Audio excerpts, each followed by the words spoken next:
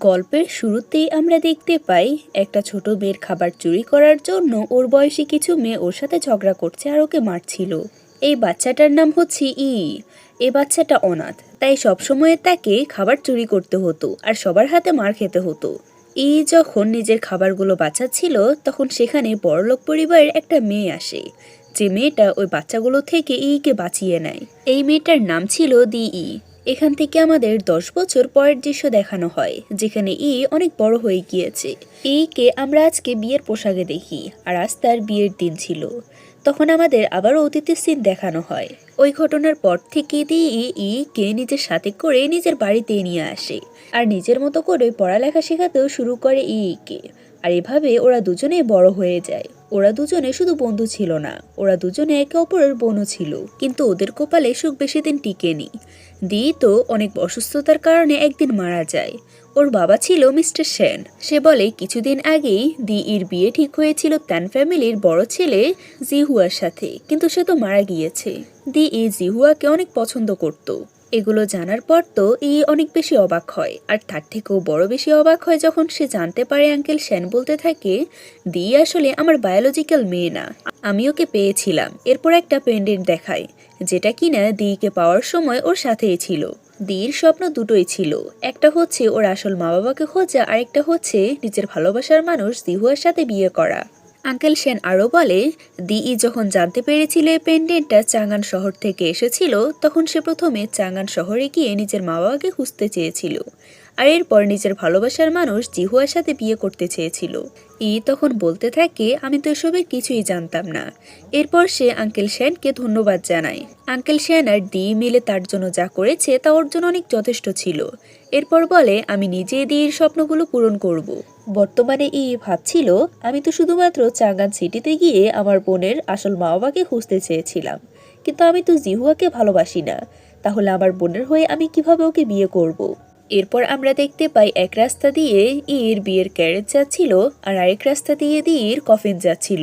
আজকের দিনটা আঙ্কেল শ্যানের জন্য অনেক বেশি কষ্টকর ছিল। এক মেয়েকে হারিয়ে তার ফিউনারেল পালন করছে, আর আরেক মেয়েকে বিয়ে দিয়ে তাকে অন্য কোথাও পাঠিয়ে দিচ্ছিল। এরপর আমাদের প্যালেসের সিন দেখানো হয়, যেখানে রাজা আমাদের ড্রামার হিরোকে বলছিল, তুমি যদিও একজন অফিসার হয়ে গিয়েছো, তারপরেও আমি চাই তুমি ইম্পেরিয়াল কলেজে ভর্তি হও। ওখানে গিয়ে তুমি গোপনে ইনভেস্টিগেট করো। আমি জানতে পেরেছিলাম ওখানে কিছু সমস্যা হয়েছে। ওখানে নাকি মন্ত্রীরা নিজেদের ক্ষমতা ব্যবহার করে অপকর্ম করছে। তাই আমি চাই তুমি তাদের সমস্ত পর্দাগুলো ফাঁস করো। আমি আশা করি তুমি আমাকে নিরাশ করবে না।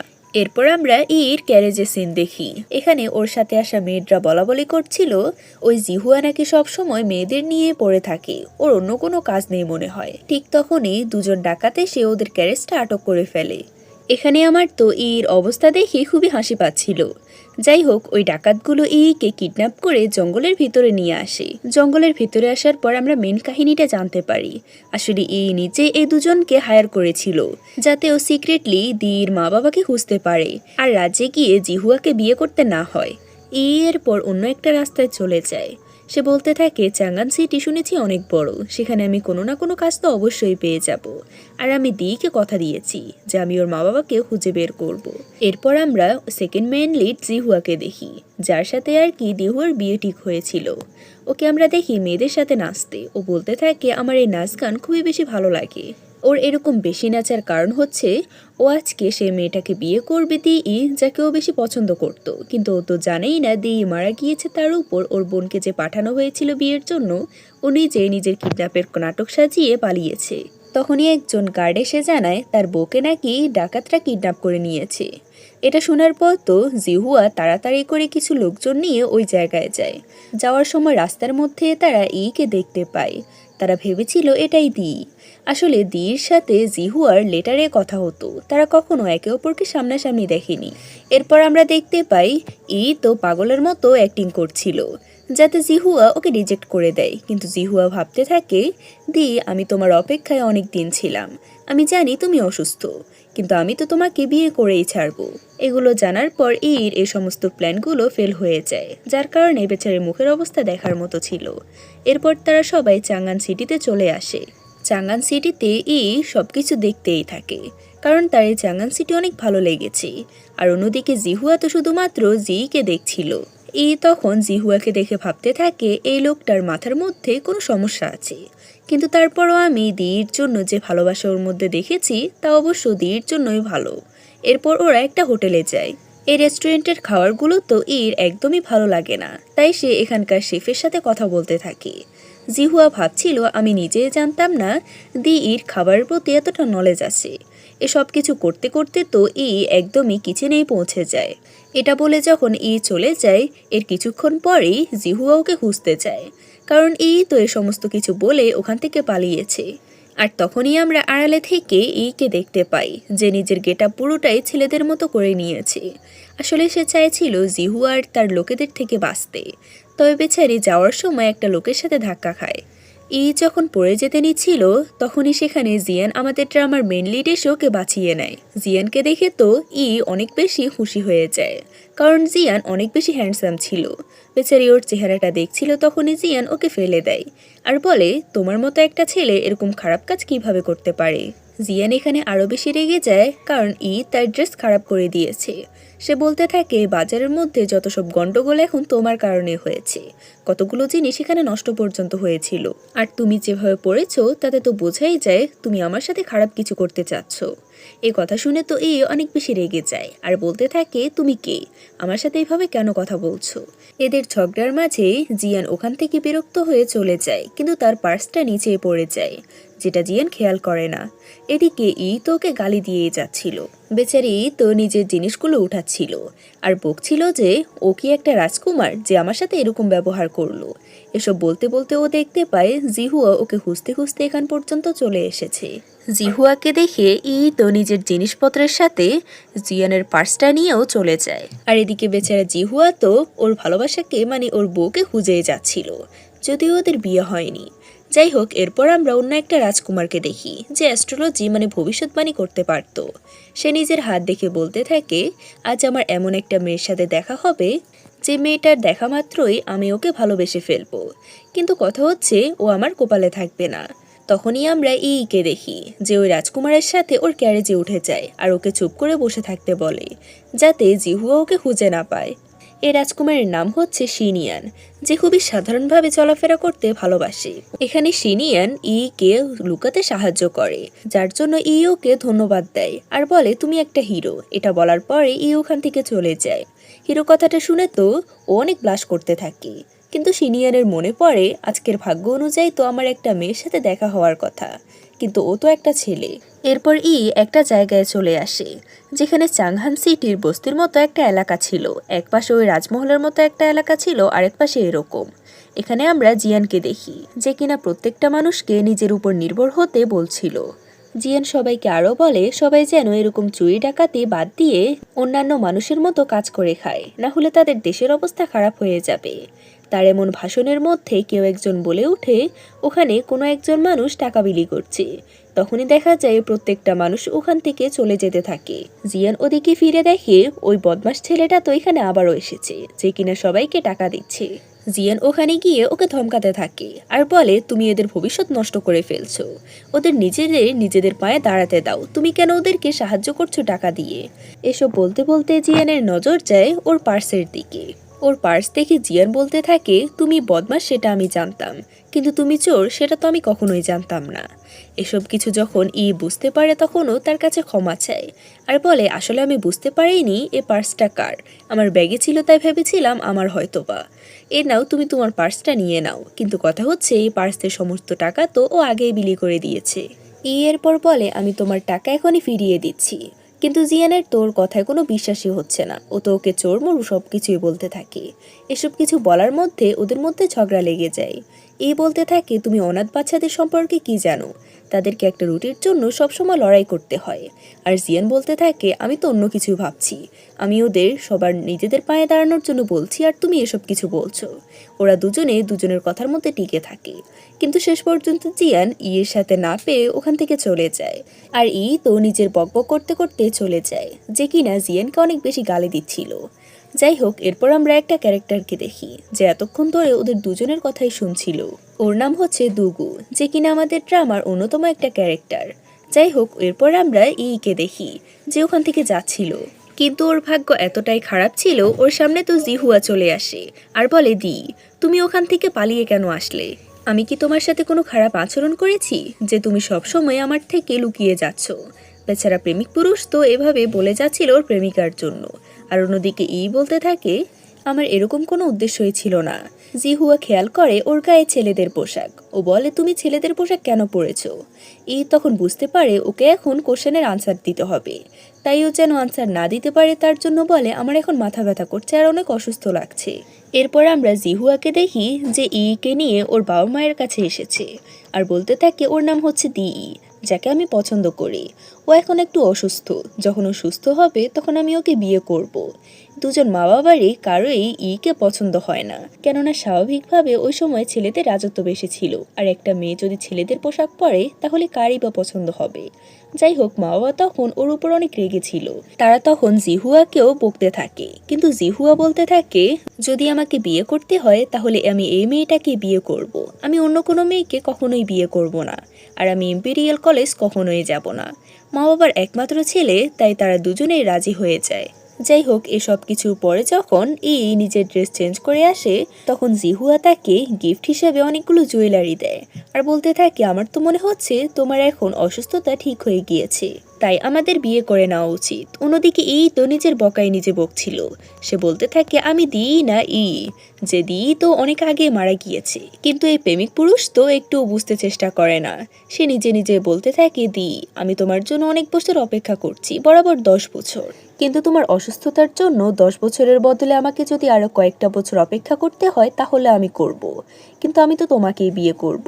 আর আমি জানি তুমি ওই শিনান প্যান্ডেন্টের দ্বারা তোমার মা বাবাকে খুঁজতে চাও, আমি সেখানেও তোমার হেল্প করব। আর এর জন্য তোমাকে আমার সাথে ইম্পেরিয়াল কলেজেও আসতে হবে, ওখানে অনেক বড় লোকের ছেলেরাও থাকবে। আমি আশা করি ওখানে একটা না একটা ক্লু তোমার মা বাবা সম্পর্কে পেয়ে যাবে। কলেজের কথা শুনে তো বুঝতে পারে ওকে কলেজের কথা বলেছিল, যার কারণে জিহুয়া ওকে কলেজে নিয়ে যেতে চায়।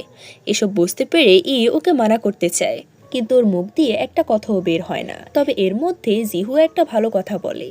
ও বলতে থাকে, ইম্পেরিয়াল কলেজে সবসময় ছেলেরাই পড়তে আসে, তাই তোমাকে সেখানে ছেলে হয়ে যেতে হবে। এটা শোনার পরও ওকে মানা করে দেয় আর বলে, না আমি ছেলে সাজতে পারবো না, আমি ওখানে গিয়ে পড়তে পারবো, আমার কিছুই লাগবে না। যার জন্য জিহুয়া বলে, ঠিক আছে, তাহলে তুমি আমাকে বিয়ে করে নাও, আমি তোমার সমস্ত ইচ্ছা পূরণ করে দেব। এটা শুনে বলে, আমার তো কলেজ গিয়ে পড়াই ভালো আছে। এরপর আমরা রাজদরবারের কিছু মন্ত্রীকে দেখতে পাই, যারা বাহিরে এসে নিজেদের মধ্যে গল্প করছিল। তারা বলছিল ইম্পেরিয়াল কলেজের অ্যাডমিশন এক্সাম কিছুদিনের মধ্যে শুরু হবে। যাদের ইম্পেরিয়াল কলেজে পড়তে ইচ্ছে হয় তাদেরকে তো এই এক্সাম অবশ্যই পাশ করতে হবে। তখন আমরা এখানে জিয়ানের বাবাকেও দেখি, আর এখানে মন্ত্রী হান নামের একজন লোককে দেখি, যাকে একদমই সুবিধার মনে হচ্ছে না। আর এদিকে বেচারা জিহুয়া তো তার বউকে মানে হবু বউকে পড়ার জন্য অনেক বেশি চাপ দিচ্ছে, যাতে সে সেই এক্সামটা পাশ করতে পারে। তবে এই সমস্ত কিছুর মধ্যে একদমই ইন্টারেস্ট ছিল না। কখনো সে খাবারের কথা চিন্তা করতে থাকে আর কখনো সে ঘুমিয়ে পড়ে। এরপর আমরা একটা রেস্টুরেন্টে দুজন ছেলেকে দেখি, যারা কিনা ইম্পেরিয়াল কলেজের এক্সামের মধ্যে চিটিং করার কথা বলছিল। তারা বড় বড় স্বপ্ন দেখছিল চাকরির, কিন্তু তখনই আমরা সেখানে দুগুকে বসে থাকতে দেখি। দুগু তাদেরকে শুনিয়ে শুনিয়ে বলে, এ সমস্ত স্বপ্ন তোমাদেরকে কখনোই চাকরি দেবে না। তার কথা শুনে তো লোকগুলো অনেক বেশি রেগে যায় আর দুগুকে মারতে আসে, কিন্তু দুগু তো উল্টোই ওদেরকে মেরে ভর্তা বানিয়ে দেয়। এদের দুজনের অবস্থা দুগু খারাপ করে দিয়েছে। এরপর ও ওয়েটারের কাছে এসে বলে, মাফ করবে, আমি তোমাদের হোটেলের এমন অবস্থা করতে চাইনি। ওখানে খাবারের বিল দিয়ে ও চলে আসে। এরপর আমাদের এই রাজ্যের ক্রাউন প্রিন্সকে দেখানো হয়, যে অনেক অহংকারে ছিল। সে যখন সিনিয়ানকে দেখে তখন বলতে থাকে, দেখো, দ্বিতীয় রাজকুমার সিনিয়ান তো দেখে আমার দিকেই আসছে। সিনিয়ান ক্রাউন প্রিন্সকে অনেক বেশি সম্মান দেয়, কিন্তু ক্রাউন প্রিন্স তো সিনিয়ানের মাকে নিয়ে অনেক বাজে বাজে কথা বলে। ক্রাউন প্রিন্স এটাও বলে, ওর মায়ের আর ওর তো এ রাজ্যে থাকারও অধিকার নেই। কিন্তু দেখো ওর ভাগ্যটা কত ভালো যে ওকে এখানে এই রাজ্যের দ্বিতীয় রাজকুমারও বানানো হয়েছে। সিনিয়ান নিয়ম অনুযায়ী ক্রাউন প্রিন্সকে সম্মান দেওয়ার কারণে ওর মুখের উপর কোনো কথাই বলতে পারে না। এরপর আমাদের জিয়ানের বড় ভাইকে দেখানো হয়, যে কলেজের একজন চিফ। সে জিয়ানকে বলে, আমি চাই না তুমি কলেজে গিয়ে এমন কোনো কাণ্ড করো যেখানে আমার নাক কাটা যায়। এদের এ সমস্ত কথা শুনে আমরা বুঝতে পারি এই দুই ভাইয়ের মধ্যে মিল তো একেবারেই নেই। অন্যদিকে শিনিয়ানকে দেখে যে নিজেও ইম্পিরিয়াল কলেজে যেতে চায়, যার জন্য সে নিজের আঙ্কেল অর্থাৎ এই রাজ্যের জেনারেলের কাছে এসেছে। শিনিয়ান এসে ওর আঙ্কেলকে বলতে থাকে ক্রাউন প্রিন্স তো ওখানে আমার বাচ্চাটাইও মুশকিল করে দিয়েছে, ও যখন তখন দেখি আমাকে শুধু অপমান করে, তাই আমি ইম্পিরিয়াল কলেজে যেতে চাই। জেনারেল বলে তুমি কি রাজাকে সমস্ত কিছু বলেছো? শিনিয়ান বলে আমি তাকে বলতে পারবো না, তার নিজের ছেলের ব্যাপারে যদি সে এসব শুনে তাহলে সে আমাকে কলেজে যেতে কখনোই দেবে না। শিনিয়ানের এখানে আরেকটা ইচ্ছা ছিল, সে ওখানে কোনো রাজকুমার নয় বরং সাধারণ পরিবারের একটা ছেলে হিসেবে যেতে চাইছিল। যাই হোক, এরপর আমাদের সেই ইম্পিরিয়াল কলেজের এক্সামের দিন দেখানো হয়। এখানে আমরা দেখতে পাই শিনিয়ানকে দেখে বলতে থাকে এটা তো ওই হিরোটা যে ওই দিন আমাকে বাঁচিয়েছিল। এটা বলতে বলতে ও দেখতে পায় এখানে জিয়ানও চলে এসেছে, যাকে দেখে ও লুকোতে চায়। ও জিহুয়ার পিছনে লুকিয়ে ভাবতে থাকে এই ছেলেটা এখানে কেন এলো, ওকে দেখলেই তো আমার অসহ্য লাগে। অন্যদিকে শিনিয়ান ওকে দেখে বলতে থাকে ওকে আমি কোথাও দেখেছি। শিনিয়ান যেন ওর দিকে না তাকায় এর জন্য ও অন্যদিকে ফিরে যায়, কিন্তু তখনই তার চোখ পড়ে জিয়ানের উপর। জিয়ান ওর দিকে তাকিয়ে বলতে থাকে তুমি তো ওই দিন এই কথা বলার পরে বলতে থাকে আমার মনে হয় তুমি আমাকে অন্য কেউ ভেবে ফেলেছো। আমাদের তো আজকেই প্রথমবার দেখা হলো, মানে ও জিয়ানকে কোনো কথাই বলতে দেয়নি। এখানে আমরা দুগুকেও দেখি যে এখানকার এক্সামটা দিতে এসেছে। এরপর এক্সাম শুরু হয়। এখানে প্রথমে ওদেরকে ফিজিক্যাল টেস্ট দেওয়া হয়। কোনোভাবে চাইছিল এই ফিজিক্যাল টেস্টে ফেল হয়ে যেতে, কিন্তু জিহুয়ার কারণে এই প্ল্যানটা ওর ফেল হয়ে যায়। এরপর আসে ওদের রাইটিং এক্সাম। এই এক্সামের মধ্যে ওদেরকে অর্চিড ফুলের উপর একটা কবিতা লিখতে দেওয়া হয়। তবে কে আর সহজে এগুলো করবে, সে তো গম গাছের একটি গমের ছবি আঁকে, কেননা অনেক ভালো ছবি আঁকতে পারে। ও এরপর ভাবতে থাকে এখন তো আমাকে অবশ্যই এখান থেকে বের করে দেবে, কিন্তু তখনই ও জানতে পারে এই এক্সামের রেজাল্টগুলো বরং রাজা নিজেই দেখবে। এটা শোনার পর তো তার অবস্থা খারাপ হয়ে যায়, কারণ রাজা যদি এরকম অপমানটা সহ্য না করে তাহলে ওকে নিশ্চিত গলা কেটে মেরে ফেলবে। আর সত্যি সত্যি রাজা এটা দেখে বলতে থাকে এই ড্রয়িংটা কে করেছে। এসব কিছু শুনে সামনে চলে আসে। রাজা বলে তুমি কি ভেবে এটার ছবি এঁকেছো, তোমাকে তো কবিতা লিখতে বলা হয়েছে। মনে মনে বলে আমি এখন উল্টোপাল্টা বললে আমার গলা যাবে, তাই সে বলতে থাকে এটা গমের গাছ, যে গমটা অনেক বেশি ইম্পর্টেন্ট, কারণ কৃষকরা সারা বছর অনেক কষ্ট করে গমগুলো উৎপাদন করে। ওই অর্চিড ফুলের উপর কোনো কবিতা না লিখে আমার যা মনে হয় কৃষকদের উপর কবিতা লেখা উচিত, কারণ তারা অনেক বেশি কষ্ট করে। ওর এই জবাব শুনে প্রত্যেকে তো খুশি হয়, বরং রাজা নিজেও খুশি হয়ে যায়, যার জন্য ও এই এক্সামটা পাশ করে নেয়, যেটা সে একদমই চাইছিল না। এরপর আমরা মিস্টার তানকে দেখি, যে কিনা জিহুয়াকে অনেক বকছিল সে এরকমটা কেন করছে। কে তার ছেলে বানিয়ে কলেজ নিয়ে যাচ্ছে, এটা অনেক বড় একটা ক্রাইম। রাজা একবার জানতে পারলে তাদের পরিবার সহ প্রত্যেকের গলা কাটবে। জিহুয়া বলে আপনি তো একজন মন্ত্রী, আমি আশা করি আপনি সবকিছু খুব ভালোভাবে সামলে নেবেন। আর বাকি রইল দির ছেলে হওয়ার, ওইটা তো আমি খুব ভালোভাবে হ্যান্ডেল করব, যাতে কেউ ওর আসল সত্যটা জানতে না পারে। আর সব থেকে বড় কথা হচ্ছে যদি আমার সাথে কলেজে না যায় তাহলে আমি নিজে ওই কলেজে যাব না, যার জন্য মিস্টার তানের বাধ্য হয়ে রাজি হতে হয় কে ছেলে বানিয়ে ওই কলেজে পাঠানোর। পরদিন আমরা দেখি কলেজে এখানে থাকার জন্য তাদের প্রত্যেকের জিনিসপত্রগুলো আনা হয়। এরপর ডোমের যখন ব্যবস্থা করা হয় সেখানে দেখতে পারে তাকে অন্য একজনের সাথে ডোম শেয়ার করতে হবে। এটা একদমই চাইছিল না। সে ডক্টর লিয়ানকে সব কিছু বলে, কিন্তু ডক্টর লিয়ান বলে এখানকার এটাই নিয়ম। এখানে শিনিয়ানের সাথে দুগু ছিল, মানে তারা রুমমেট। শিনিয়ান যখন রুমে আসে তখন সে দেখে এই রুমে সমস্ত জিনিসগুলো আমাকে চেঞ্জ করতে হবে, না হলে কিছুই ঠিক হবে না। তখন এখানে দুগু নিজের জিনিসপত্র নিয়ে চলে আসে। শিনিয়ান ওকে হ্যালো বলে, কিন্তু দুগু তো চুপচাপ স্বভাবের, তাই ও শিনিয়ানের সাথে কোনো কথা না বলে সোজা ভিতরে চলে যায়। এরপর জিহুয়া নিজের রুমে আসলে শাওবাই নামের ওর রুমমেট ওর সমস্ত কাজগুলো করে দেয়। জিহুয়ার আচরণ আর ওর পার্সোনালিটি ওর অনেক ভালো লাগে, তাই শাওবাই বলে আমি কি তোমাকে বস বলে ডাকতে পারি। জিহুয়ার তো এসব কিছু ভালোই লাগে, তাইও হ্যাঁ বলে দেয়। এরপর আমাদের দেখানো হয় আসল কাহিনী। রুমমেট হচ্ছে জিয়ান। জিয়ান যখন এখানে কাপড় চেঞ্জ করছিল তখন বলতে থাকে তুমি আমার সামনে এসব কিছু করতে পারো না। জিয়ান তখন ওর দিকে ফিরে বলে আমি তোমার মতো অশ্লীল কোনো কাজ করছি না, আমি তো শুধুমাত্র শান্তিতে নিজের ড্রেস চেঞ্জ করছি। ওর এই সমস্ত কথা শুনে তখন ওর দিকে বালিশ ছুঁড়ে মারে আর বলতে থাকে যদিও আমরা রুমমেট তারপরেও আমাদের একে অপরের প্রাইভেসির ব্যাপারে একটু ভালোভাবে খেয়াল রাখতে হবে। এসব কিছু বলার পরও তো শান্ত হচ্ছিল না, সে বারবার জিয়ানকে বকছিল, আর বকতে বকতে তো ও জিয়ানের উপর পড়ে যায় আর ওর বুকে হাত দিয়ে ফেলে। বেচারি এটা দেখে তো অনেক বেশি এম্বারেস ফিল করে। মনে মনে বলতে থাকে ও শুধুমাত্র দেখতেই হ্যান্ডসাম নয়, ওর বডিটা অনেক সফট। এটা বলে উঠে পড়ে। জিয়ান তখন বলতে থাকে, তুমি এসব কি করছো আমার সাথে? কিন্তু তখনই বেচারা অবাক হয়ে যায়, কারণ তো নিজের হাতগুলো এমন করে অনেক জোরে জোরে চিৎকার করতে করতে রুম থেকে বের হয়ে যায় আর বলতে থাকে, তোমার কথাগুলো তো আমারই বলার উচিত। এরপরও জিহুয়ার কাছে যায় আর বলতে থাকে, আমার এখনই এখান থেকে যেতে হবে, আমি এ কলেজে পড়তে পারবো না। জিহুয়া বলে, আমার মনে হচ্ছে ওই জিয়ান তোমাকে বিরক্ত করেছে, তুমি এখানেই থাকো, আমি ওকে পিটিয়ে আসছি। কথা শোনার পর ওকে মানা করে দেয় আর বলে, ওই বদমাসটার এতটা সাহস কিভাবে হবে আমাকে বিরক্ত করার। জিহুয়া ভাবে ও হয়তো নাটক করছে, তার জন্য বলে, তুমি যদি কলেজে থেকে পড়াশোনা না করো তাহলে তোমাকে আমার তাড়াতাড়ি বিয়ে করতে হবে। বিয়ের কথা শুনে বুঝতে পারে পড়ালেখা ছাড়া ওর কপালে আর কিছুই নেই। পরদিন ক্লাসের মধ্যে ওদের ফার্স্ট লেকচার ছিল। টিচার আসার পরে কোনো কিছু না পড়িয়ে ওদেরকে একটা টাস্ক দেয়, যেটা কিনে এরা দুজনই ছাড়া আর কেউই করতে পারছিল না। জিয়ান আর সম্পূর্ণ টাস্কটা তো পূরণ করে নেয়। টিচার তখন দেখতে পায় ওরা উত্তর পেয়ে গিয়েছে, কিন্তু ওদের দিয়ে কিছু হচ্ছে না। তাই টিচার অনেক রেগে যায় আর বলে, আমি জানি তোমাদের মধ্যে ঝগড়া হয়েছে, তোমরা কি এখানে পড়তে এসেছো নাকি ঝগড়া করতে এসেছো?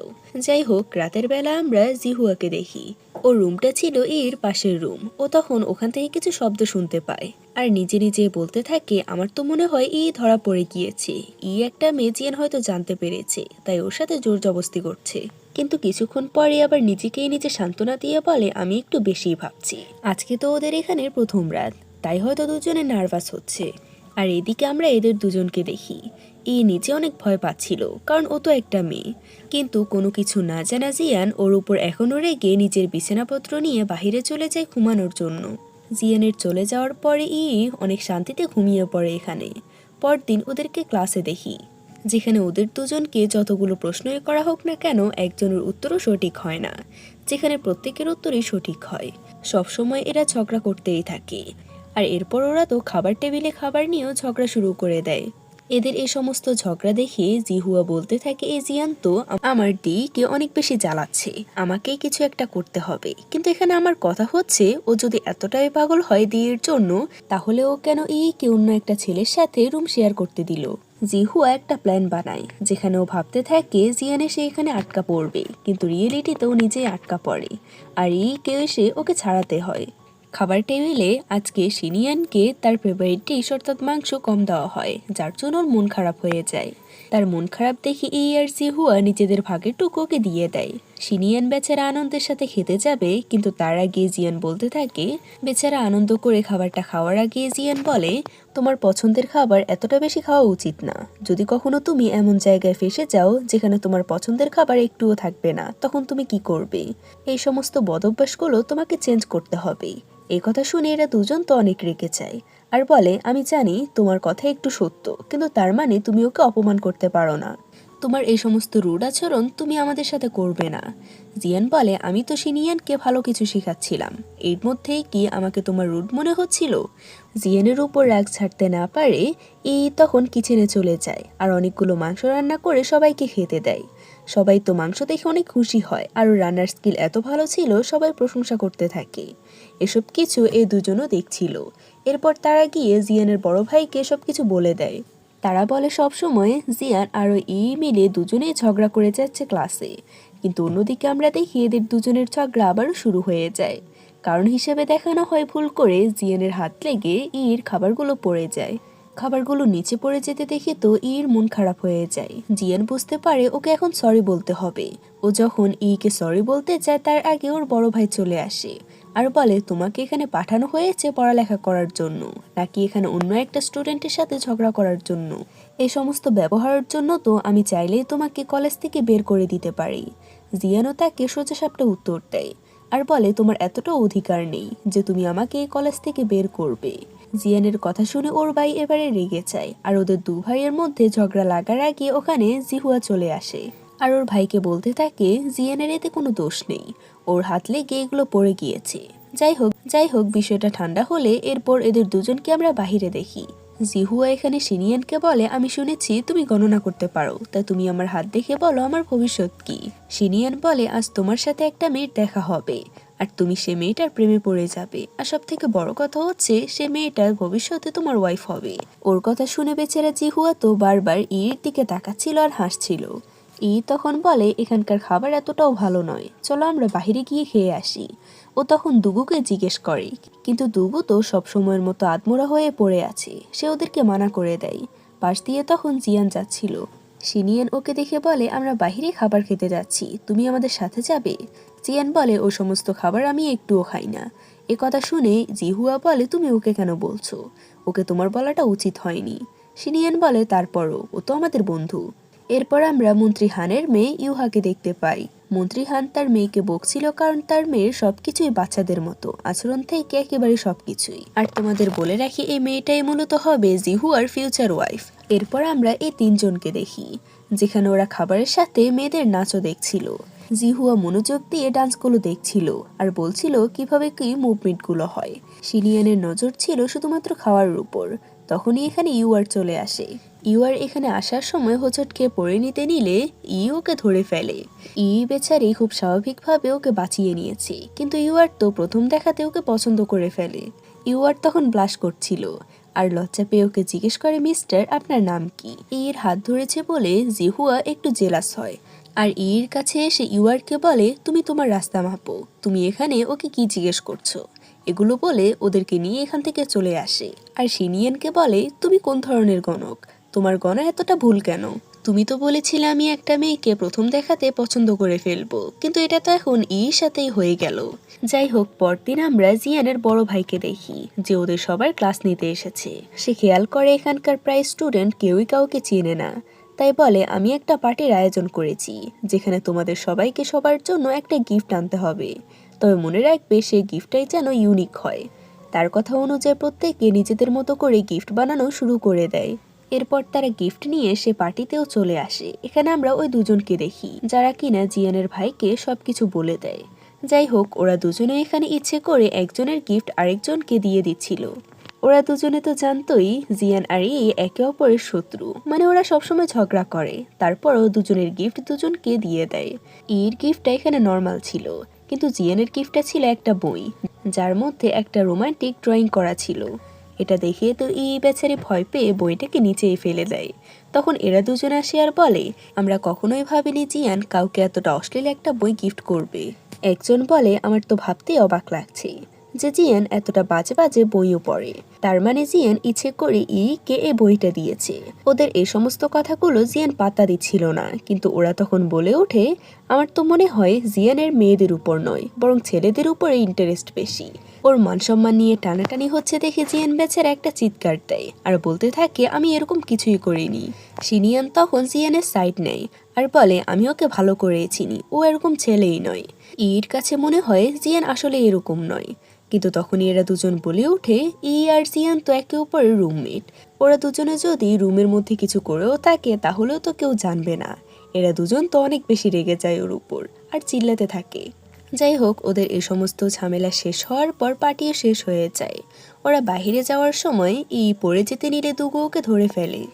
কে বাঁচিয়েছে দেখে তখন বলতে থাকে মিস্টার দুগু আপনাকে ধন্যবাদ। দুগু বলে আমাকে মিস্টার না বলে শুধু দুগু বলো। বলে তাহলে তুমিও আমাকে শ্যান দি না বলে শুধুমাত্র দি বলো, শ্যান নামটা আমার এতটাও ভালো লাগে না। এরা তখনও খেয়াল করেনি যে অনেক রাত হয়ে গিয়েছে, কারণ রাত 8টার মধ্যে কলেজের গেট বন্ধ হয়ে যায়। এরা যখন এটা বুঝতে পারে ততক্ষণে অনেক দেরি হয়ে গিয়েছে। দুগু বলে আমি একটা জায়গা জানি যে জায়গার মধ্যে গেলে আমরা ওখানে রাতটা পার করতে পারবো। এরপর ওরা 5 জন মিলে ওখানে চলে যায়, কিন্তু এখানে গিয়েও তো শান্তি নেই। আর জিয়ান মিলে এখানেও ঝামেলা শুরু করে দেয়। কোনো একটা টপিক নিয়ে ঝগড়া করছিল, কিন্তু জিয়ান তো ওকে কায়দা কানুনের অনেক বিষয় জানিয়ে ওখান থেকে চলে যায় আর বেচারির তো এই সমস্ত কিছু মাথার উপর দিয়ে যায়। পরদিন সকালে ওরা যখন কলেজে আসে তখন ওরা টিচারকে দেখতে পায় আর ভাবছিল টিচার তাদেরকে খেয়াল করবে না। ওরা টিচারকে হায় বলে ভিতরে যেতে নেয়। টিচার ওদেরকে থামিয়ে বলে তোমরা কি আমাকে বোকা পেয়েছো? তোমরা কাল সারা রাত কোথায় ছিলে? ওরা তখন কিছুই বলতে পারে না। তাই ওদের শাস্তি স্বরূপ গোটা 1 মাস ওদের সবাইকে এই কলেজটা সাফ সাফাই করতে হবে। এসব কিছু ভালোই ছিল, কিন্তু টিচার যাওয়ার আগে বলে যায় টয়লেটের সাফটা যেন ভালো করে দেয়, না হলে সে শাস্তিটা দ্বিগুণ করে দেবে। বেচারা 5 জনের কিছুই করার ছিল না। ওরা এরপর নিজেদের কাজ শুরু করে। এখানে আমরা দেখি জিয়ান ওদের অনেক ক্লোজে চলে এসেছে। আগে তো জিয়ানকে ওরা কেউ বুঝতে পারতো না, ও শুধুমাত্র আইনের কথাই বলতো, কিন্তু এখন জিয়ানের কথা ওরাও বুঝতে পারছে। এদের এই আনন্দটা বেশিক্ষণ টিকে না, কারণ পরদিনই চলে আসে ক্রাউন প্রিন্স কলেজের প্রত্যেকের সাথে দেখা করার জন্য। আমরা তো জানি শিনিয়ানকে অনেক বেশি বুলি করে ক্রাউন প্রিন্সকে দেখে শিনিয়ান ভয় পাচ্ছিল, আর মোটামুটি ক্রাউন প্রিন্সও ওর উপর নজর পড়ে যায়, আর বলে এরকম ভীতু ছেলেও নাকি এরকম ইম্পেরিয়াল কলেজে পড়তে আসে। সব সময়ের মতো এবারও ক্রাউন প্রিন্স ওর উপর মজা নিতে থাকে। এরকম ভীতু যদি আমাদের দেশের ভবিষ্যৎ হয় তাহলে আমাদের দেশটাই তো জ্বলে যাবে। এখানে ক্রাউন প্রিন্স একটা ভালো কাজ করে, ও শিনিয়ানকে রাজকুমার হিসেবে পরিচয় দেয় না, কিন্তু তার মানে তো এই নয় যে ক্রাউন প্রিন্স ওর সত্যটা কখনো বলবে না। আমার তো মনে হয় ফিউচারে কোনো একটা ঝামেলা করবে। যাই হোক, ক্রাউন প্রিন্স এরপর মন্ত্রী হানের সাথে দেখা করতে আসে। এখানে এরা দুজন লাইব্রেরিতে কথা বলতে আসে। এই রুমের অন্য পাশে ছিল আর জিয়ান, যারা এখানে পরিষ্কার করছিল। মন্ত্রী হান এখানে ক্রাউন প্রিন্সের কান ভারী করতে থাকে। সে বলে দ্বিতীয় রাজকুমার তো ইম্পেরিয়াল কলেজে এসে পড়তে শুরু করেছে। যদিও আপনার থেকে ভালো হয়ে যায় আর রাজাকে এসব প্রমাণ করতে পারে, তাহলে রাজা হয়তো আপনার ক্রাউন প্রিন্সের পদটা চিনিয়েও নিতে পারে, আর ওই দ্বিতীয় রাজকুমারটাকে দিয়ে দিতে পারে। তবে ক্রাউন প্রিন্সের তো পুরোপুরি কনফিডেন্স ছিল ওর ভাইয়ের উপর যে ওই বলদটা কিছুই করতে পারবে না। মন্ত্রী তখন ওকে একটা লিস্ট দেয়। এই লিস্টে ওই ধরনের মন্ত্রীদের নাম ছিল যারা কিনা কারাপশনে ওদের সাথে যুক্ত ছিল। ক্রাউন প্রিন্স এখানে প্রত্যেকের নাম জানার পর ওখান থেকে চলে যায়, আর মন্ত্রী হান এই কাগজটা পুড়িয়ে ওখান থেকে চলে যায়। এরা দুজন যখন এখানে আসে তখন দেখতে পায় পুরো লাইব্রেরিতে আগুন লেগে গিয়েছে। একটা কাঠের টুকরো যখন এর উপর পড়তে নিচ্ছিল তখন জিয়ান এসে ওকে বাঁচিয়ে নেয়। এরা দুজন যখন আগুন থেকে বেরিয়ে আসে তখন জিয়ানের ভাই ওদেরকে সাহায্য করার বদলে উল্টো বকতে থাকে। ক্রাউন প্রিন্স বলে বিষয়টাকে বাড়ানোর প্রয়োজন নেই, হয়তো মোমবাতির আগুনের কারণে ওখানে আগুন লেগে গিয়েছে। এরপর ডক্টর এসে জিয়ানের চিকিৎসা করে ওখান থেকে চলে যায়। জিয়ানকে আমরা এরকম অবস্থায় দেখি, আর তো ওর অনেক কেয়ার করছিল। এরপর জিয়ান বলে আমার ড্রেসিং এর সময় হয়ে গিয়েছে, কিন্তু ও তখন খেয়াল করে অনেক ভয়ে ভয়ে ওই ব্যান্ডেজটা লাগাচ্ছিল। এটা দেখে তো ওর মাথায় কিছুই ঢোকে না যে কেন ভয় পাচ্ছে। ওর মধ্যে তো একটা ছেলে, যার জন্য বিরক্ত হয়ে বলে তোমার এসব করা লাগবে না। এরপরও নিজের ব্যান্ডেজ নিজেই করে নেয়। এরপর আমরা মন্ত্রী হানকে দেখি যে একটা মেয়েকে অর্ডার দিচ্ছিল যদি কলেজে আমাদের ব্যাপারে কেউ জানতে পারে তাহলে তুমি তাকে মেরে ফেলবে। এরপর আমরা দুগুকে দেখি যে প্রত্যেকবারের মতো এখনো ড্রিঙ্ক করছিল। দুগু তখন মেয়েটাকে এখানে আসতে দেখি, আর সে বুঝে যায় এ কোনো স্পাই হবে, তাই ও মেয়েটার সাথে লড়াই করতে শুরু করে।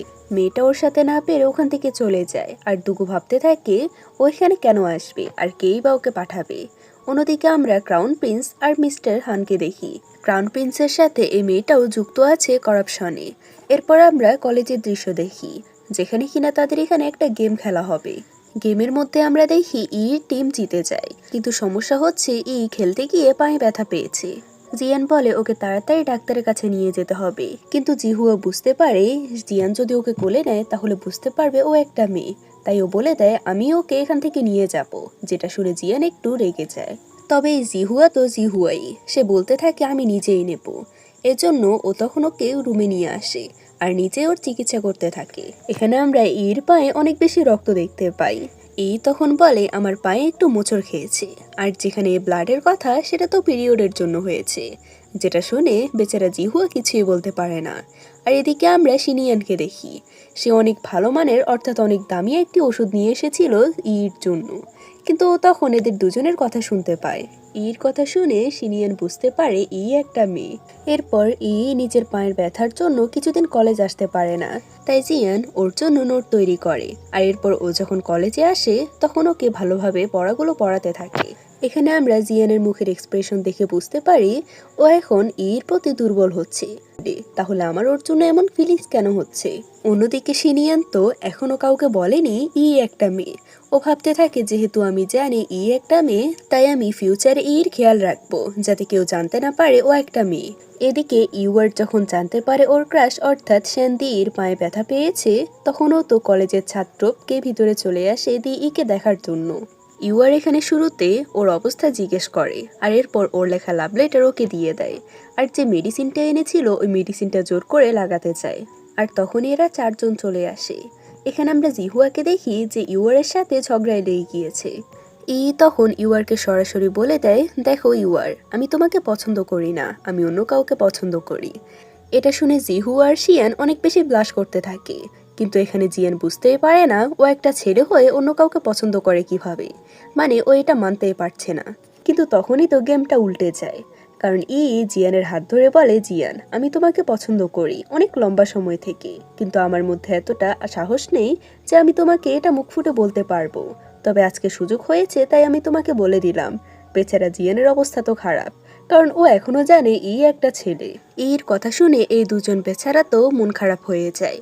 আর বেচারি কান্না করতে করতেই চলে যায়, কিন্তু ও যাওয়ার পরে জিয়ানের থেকে দূরে সরে যায়। আসলে আমি ইউআরের থেকে নিজেকে ছাড়ানোর জন্য এসব কিছু নাটক করেছি, যেটা শুনে জিয়ানের মুখের অবস্থা দেখার মতো ছিল। বেচারা মানতেও পারবে না, আবার যখন জানতে পারে নাটক করছে তখন ওর সহ্য হচ্ছে না। জিহুয়া বলে, তুমি কনফেস করেছো, অ্যাক্টিং করেছো, সব কিছুই ঠিক আছে, কিন্তু ওই জিয়ানকে কেন? বলে, কারণ জিয়ান আমার পাশেই দাঁড়িয়েছিল, হঠাৎ করে এসব কিছু হচ্ছে তা আমি বলে দিয়েছি। ওর এই কথা শুনেও জিহুয়া তো শান্ত হয় না, ও সাথে ঝগড়া লেগে যায়। এর পর এদের দুজনের সাথে বসে ড্রিঙ্ক করছিল আর বলছিল ফিউচারে আমি নিজের রেস্টুরেন্ট খুলবো। ওদের সাথে গল্প করার পর যখন রুমে আসে তখন ও দেখতে পায় জিয়ান এখন ওই বিষয়টার জন্য রেগে আছে, তাই ওর কাছে সরি বলে। যাই হোক, রাতে কোনো রকম ও জিয়ানকে মানিয়ে নেয়। পরদিন এরা দুজন বাজারে যায়। জিয়ান তো নিজে ইনভেস্টিগেট করতে গিয়েছিল, আর এদিকে যে কিনা ড্রিঙ্ক করার জন্য সবকিছু ব্যবস্থা করতে থাকে, যাতে সবাই মিলে ড্রিঙ্ক করতে পারে। আর এদিকে এরা তিনজন সবকিছু ঢাকার জন্য টিচারকে একইভাবে উত্তর দিতে থাকে, কিন্তু টিচারও তো এতটা বোকা নয়, সে বুঝে যায় এরা তিনজন নিশ্চয়ই ওই দুজনের নামে কিছু লুকোচ্ছে। কিন্তু ওদের দুজনে শেষ রক্ষা হয় না, কারণ ওরা দুজন যখন ফিরে আসে তখন টিচার জানতে পারে ওরা ক্লাস চুরি করেছে, তাই জিয়ানের বড় ভাই ওদের দুজনকে শাস্তি দেয়। এখানে শাস্তিটা অনেক বেশি কঠিন ছিল, কারণ দুটো বালতিকে এভাবে করে উপরে উঠাতে হতো, যেখানে বালতির মধ্যে পানিও ছিল। কে এমন শাস্তি দেওয়ার জন্য জিহুয়া জিয়ানের ভাইকে বলতে থাকে মনে মনে, আমি তো এর প্রতিশোধ অবশ্যই নিয়ে নেব। এরা দুজনে কোনো রকম শাস্তিটা কমপ্লিট করে। জিয়ান যেহেতু ছেলে ছিল তাই সে ঠিক ছিল, কিন্তু তো একটা মেয়ে, তাই সে সহ্য করতে না পেরে অজ্ঞান হয়ে যায়। যাই হোক, ও একটু বিশ্রাম নেওয়ার পর ওর জ্ঞান ফিরে আসে, আর জিহুয়া ওর কেয়ার করতে থাকে। জিহুয়া বলে, আমি বিয়ের পরও তোমার এইভাবে কেয়ার করব। বেচারির মুখের এক্সপ্রেশনটা তো পুরোই বদলে যায়। রাতে আমরা জিহুয়াকে দেখি জিয়ানের বড় ভাইয়ের রুমে, কারণ সে তো বলেছিল সে প্রতিশোধ নেবে। আর এই পাগলাটে জিহুয়াটা করে কি, ওর চায়ের মধ্যে কিছু একটা মিশিয়ে দেয়, যার জন্য পরদিন সকালে জিয়ানের ভাই যখন চা খায় তখন তার ঠোঁটটা এভাবে ফুলে যায়। জিয়ানের ভাইয়ের উপর প্রত্যেকটা স্টুডেন্ট হাসতে থাকে, কারণ সত্যি তাকে অনেক ফানি লাগছিল। জিয়ানের ভাই তখন জিহুয়াকে বলে, আমি জানি এসব কিছু তুমিই করেছো। জিয়ান তার ভাইকে বলে, তোমার কাছে কি প্রমাণ আছে যে এটা আমার বন্ধুই করেছে? কিন্তু বেচারা জিয়ানের ভাইয়ের কাছে কোনো প্রমাণ থাকে না। যাই হোক, এরপর আমরা ওদেরকে ফেস্টিভ্যালে দেখি। এরা এখানে অনেক আনন্দ করছিল। শিনিয়ান বসে বসে ছবি আঁকছিল, আর জিহুয়া বারবার পাশে থাকছে, কারণ ওর অনেক ভয় লাগছে। জিয়ান আর অনেক বেশি ক্লোজ হয়ে যাচ্ছে আজকাল। এরা দুজনে দুষ্টুমি করতে করতে তো শিনিয়ানের পেন্টিংয়ের উপর পড়ে যায় আর পেন্টিংটা নষ্ট করে দেয়। কিন্তু আমরা শিনিয়ানকে দেখি যে বারবার কে একটা মেয়ে হিসেবে দেখছিল। আর সব থেকে ইন্টারেস্টিং কথা হচ্ছে, ও এখন থেকে কে পছন্দ করতেও শুরু করেছে। এরপর আমরা এদের দুজনকে দেখি। জিহুয়া তখন এর আনা লেটারটা দেখায়। এটা দেখি বলে, তুমি ওর লাভ লেটারটা এতটা যত্নে রেখেছো? সে বলে, এটা কোনো ম্যাটার না, তুমি এই লেটারের উপর সিলটা দেখো, যেটা সিনান পেন্ডেন্টের সাথে অনেক ভালোভাবে মিলে যায়।